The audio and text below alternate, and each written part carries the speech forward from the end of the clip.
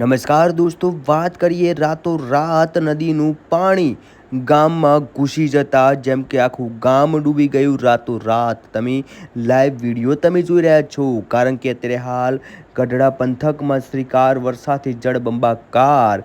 એક જ રાતમાં 14 ઇંચ વરસાદ, નદી નાળા છલકાયા, ત્યારે ડેમ પણ ઓવરફ્લો થયો છે. ત્યારે ગઢડામાં પ્રથમ વરસાદે જેમ કે રમાઘાટ ડેમ ઓવરફ્લો થતાં રેકર્ડ સર્જાયો છે. ત્યારે મોટા ભાગના રસ્તાઓમાં પાણી ભરાય છે, જનજીવન પ્રભાવિત બન્યું છે.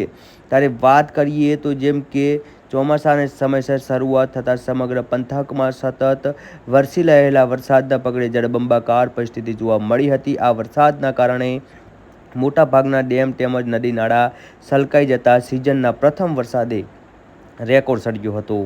ગઢડા શહેરમાં તેમજ સમગ્ર સૌરાષ્ટ્રની અંદર જેમ કે નદી નાળા છલકાયા છે.